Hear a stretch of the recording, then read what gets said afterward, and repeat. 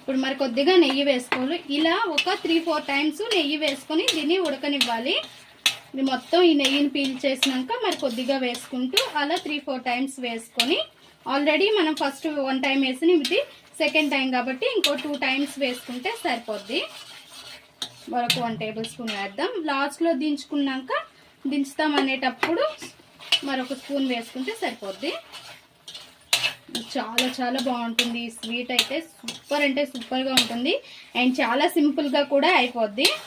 కంపల్సరీగా ట్రై చేయండి ఇంట్లో. అయితే వీడియో చూసేటప్పుడు మొత్తం స్కిప్ చేయకుండా చూడండి, అప్పుడే మనకి ఏ రెసిపీ అయినా పర్ఫెక్ట్గా వస్తుంది.